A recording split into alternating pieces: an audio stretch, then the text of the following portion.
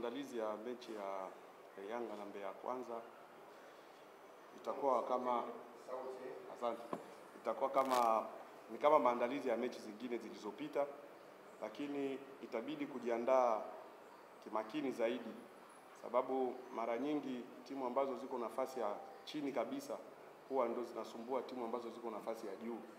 Hata mechi iliyopita ya Yanga na Prisons ilikuwa mechi complicated kabisa, ambayo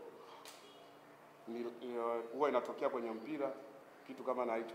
So ina maana maandalizi ya mechi ya kesho lazima kujiandaa kimakini na kuwa serious, sababu ni mechi ambayo inaweza ikatokea kama mechi ya Mbeya City kuwa complicated, kama mechi ya Mbeya ya Prisons. Okay, karibuni kwa maswali. Pour le match de demain, quels sont les joueurs qui ne seront pas là-bas? Et puis, deuxième question, comment vous sentez la chaleur des courses et des titres des champions? Bado, no, Yanga bado bengo. Subiri kutoko. Justement, il ne faut pas qu'on tombe dans l'euphorie on est champion. Il faut être sérieux, humble. Quand c'est mathématiquement, avec les calculs, on sera champion. Là, on peut fêter vraiment, et c'est le droit des gens de fêter.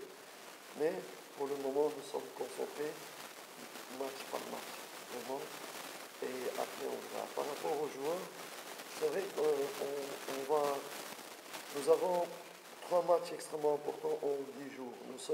On va jouer demain, ça va être le 21, demi-finale. Demain, c'est le 20. Le 20, demi-finale, le 28. Entre le demi-finale et le match de demain, il y a encore un match à Mwanza contre Bichara. Donc, il faudrait vraiment être intelligent, savoir faire un genre de intelligent turnover, pour pouvoir garder les chances de remporter des victoires tout en reposant des joueurs, faire jouer d'autres et ainsi de suite. C'est vraiment un casse-tête. C'est pas facile, mais on va essayer de bien gérer cette situation. Donc je ne serai pas surpris, surtout je m'adresse aux fans. Si ne joue pas, ou celui-là, pourquoi c'est le bench, ils doivent savoir pourquoi déjà.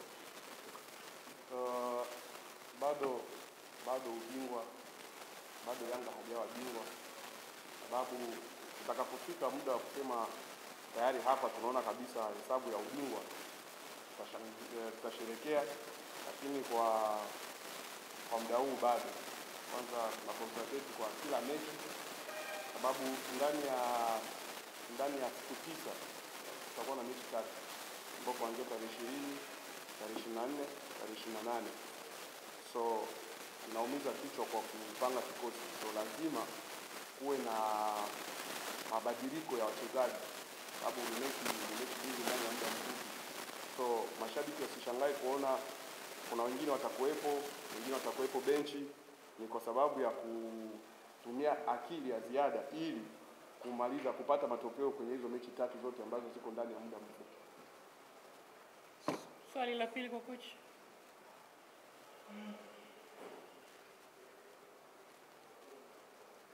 Swali la pili. Ameeleweka vyema.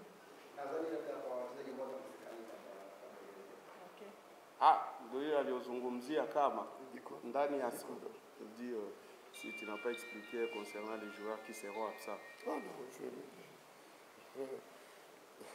je ne peux pas donner des noms. Hawezi katoa majina ya wachezaji ambao hawatakuwepo. Je ne peux pas donner aussi non plus de nouvelles à nos adversaires qui jouent pas. Mais il va y avoir de turnover pendant les 3 matchs. Mais le nom, je me réserve le droit.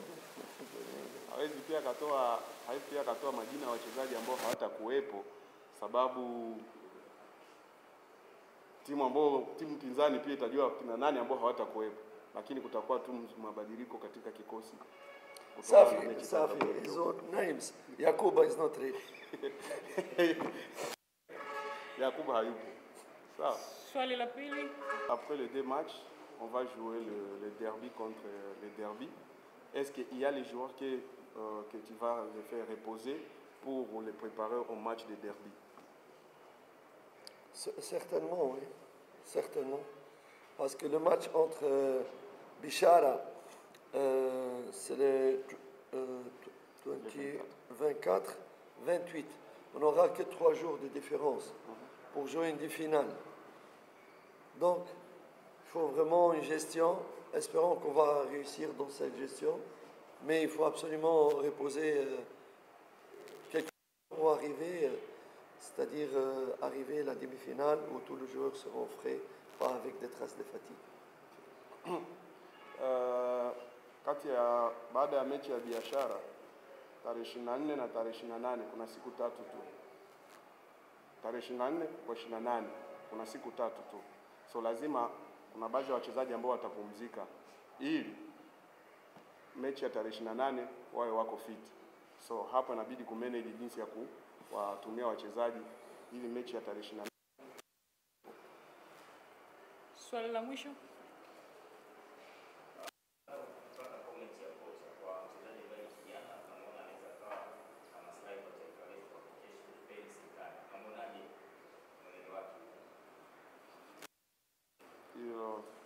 Ils veulent écouter ton commentaire pour le joueur Denis Kane, qui est le futur joueur tanzanien.